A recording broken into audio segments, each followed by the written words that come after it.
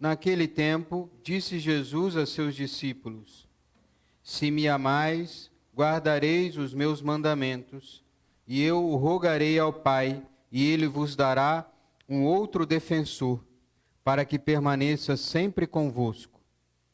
O Espírito da verdade, que o mundo não é capaz de receber, porque não o vê nem o conhece. Vós o conheceis, porque ele permanece junto de vós e estará dentro de vós. Não vos deixarei órfãos, eu virei a vós. Pouco tempo ainda e o mundo não mais me verá, mas vós me vereis, porque eu vivo e vós vivereis. Naquele dia sabereis que eu estou no meu Pai, e vós em mim, e eu em vós. Quem acolheu os meus mandamentos e os observa, esse me ama. Ora, quem me ama será amado por meu Pai, e eu o amarei e me manifestarei a ele. Palavra da salvação. Glória a vós, Senhor. Pelo sinal da Santa Cruz, livra-nos Deus nosso Senhor dos nossos inimigos. Em nome do Pai, do Filho e do Espírito Santo. Amém. Ave Maria, cheia de graça, o Senhor é convosco. Bendita sois vós entre as mulheres, e bendito é o fruto do vosso ventre, Jesus. Santa Maria, Mãe de Deus, rogai por nós, pecadores, agora e na hora da nossa morte. Amém. Meus amados irmãos e irmãs, todos aqueles que nos acompanham, seja pela TV, pelas mídias sociais, nós estamos no 6º domingo da Páscoa. O Evangelho nos mostra que Jesus garante aos seus discípulos: não vos deixarei órfãos, e promete o Paráclito, aquele que conduzirá a comunidade cristã primitiva em direção à verdade e uma comunhão íntima com o Pai. Nós podemos dizer que estas palavras de Jesus são um testamento final. Ele convida os discípulos a seguir o mesmo caminho de entrega a Deus e de amor radical que ele percorreu. No Antigo Testamento, Deus é o grande consolador de seu povo, e assim é apresentado pelo Senhor no Evangelho, o Consolador, que estará convosco para sempre, como ouvimos no versículo 16 do Evangelho de hoje. O termo Paráclito também significa ainda intercessor. Será uma assistência aos apóstolos, pois não seriam deixados à própria sorte, numa espécie de perigosa orfandade. Eles teriam sempre a quem recorrer, pois o Espírito Santo estaria continuamente com eles. Meus amados irmãos e irmãs, o Senhor nos disse hoje no Evangelho: não vos deixarei órfãos, eu virei a vós. Pouco tempo ainda, e o mundo não mais me verá, mas vós me vereis, porque eu vivo e vós vivereis. Estas são palavras profundíssimas, cheias de promessa e de vitória. O Senhor nos garante: eu virei a vós. Eu vivo, vós vivereis. Mas podemos nos perguntar: como se dará tal experiência? Como podemos realmente experimentar tal realidade estupenda em nossa vida e na vida da igreja? Eis a resposta, a única possível. Somente no Espírito Santo, que o ressuscitado nos deu ao derramá-lo sobre nós após a ressurreição. Eu virei a vós. Na potência do Espírito Santo, Cristo realmente permanece no coração de sua igreja. Primeiro pela palavra, pregada na potência do Espírito, como ouvimos Filipe na primeira leitura, que anuncia a Cristo e realizava curas e exorcismos. E são muitas conversões. O diácono Filipe, assim como muitos convertidos ao cristianismo, que moravam na Terra Santa, foram para Samaria, devido à grande perseguição aos cristãos. E nesse momento doloroso de fuga, acontecem então muitas conversões. Ou seja, Filipe não se deixa abater pelo momento controverso, o aproveita para ganhar assim almas para Deus? Não estamos nós também assim em momento de fuga?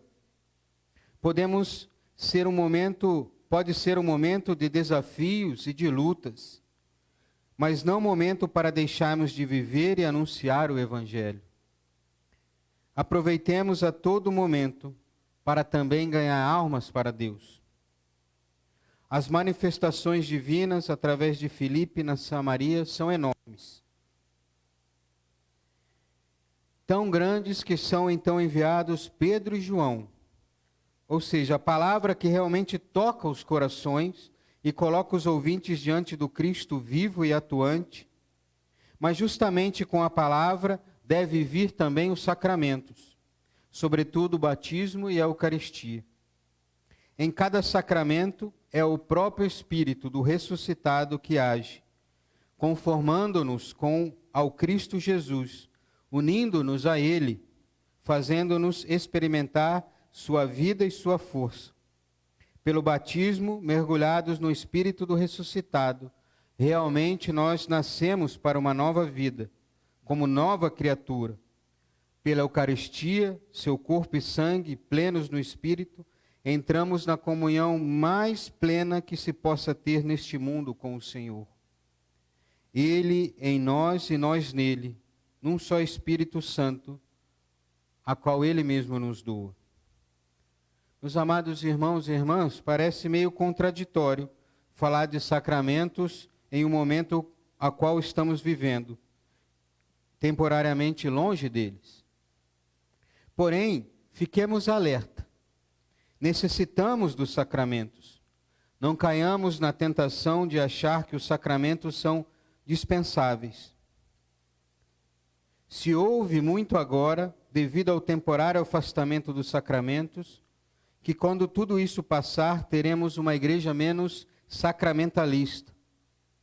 Lembremos que no alto da cruz, quando a igreja é então manifestada por Jesus, acontece exatamente quando a lança transpassa o peito de nosso Senhor, jorrando então o preciosíssimo sangue de Jesus e água, sinais da Eucaristia e do batismo. Ou seja, a igreja nasce com os sacramentos e para os sacramentos. Aproveitemos esse tempo para amar mais a igreja e rezar que esse tempo se abrevie. Meus amados, o Evangelho nos apresenta também o termo Paráclito, como o Espírito da verdade. A comunidade precisava da presença constante do Espírito da verdade, para que todos pudessem continuar no bom caminho. E hoje, também é o Espírito Santo que os conduzirá em direção à verdade e à vida. A palavra verdade é um dos eixos sobre os quais caminhou a história da salvação no Antigo Testamento. E ouvimos no Evangelho da semana passada, da boca de Jesus: eu sou o caminho, a verdade e a vida. A verdade também é uma contraposição ao erro. A morte de Jesus, de certa maneira, era o fim de um mundo cheio de falsidades e erros, e a vitória da verdade se concretiza no único Deus e Redentor.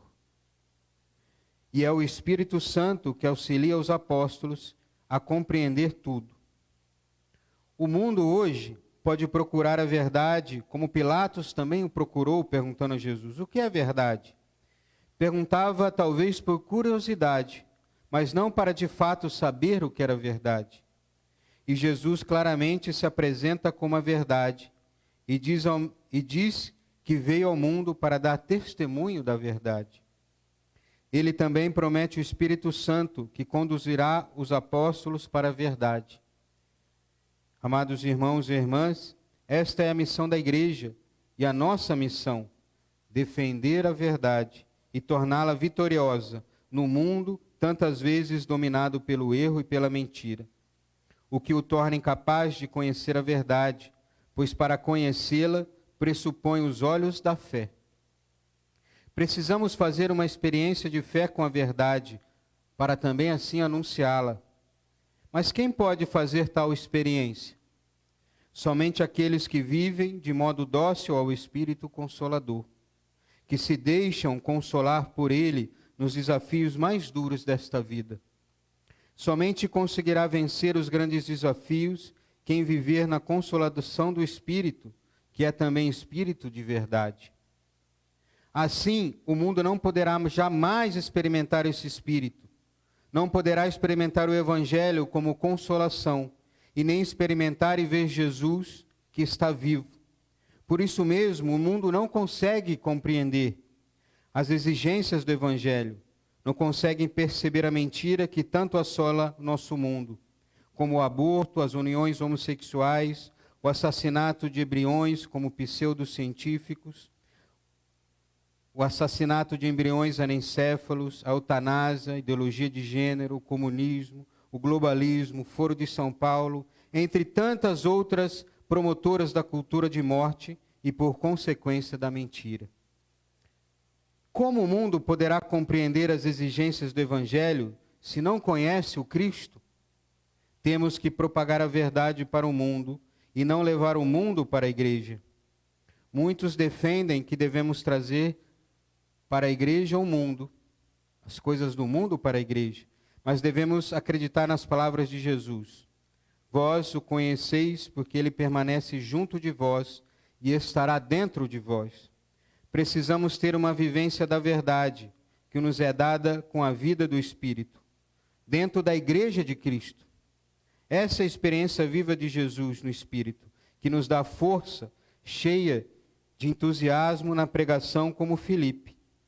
Dá-nos também a coragem e o discernimento para dar ao mundo a razão da nossa esperança, santificando o Senhor Jesus em nossos corações.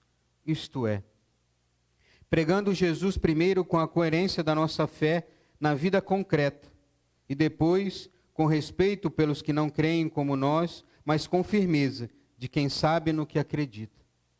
Peçamos à Virgem, a esposa santíssima do Espírito Paráclito, que reavive em nós a fé, a esperança e a caridade, e nos inflame com o mesmo ardor de São Filipe, pela salvação das almas, e sigamos até o fim. Coragem, abramo-nos ao Espírito Santo. Louvado seja nosso Senhor Jesus Cristo. Para sempre seja louvado e sua mãe Maria Santíssima.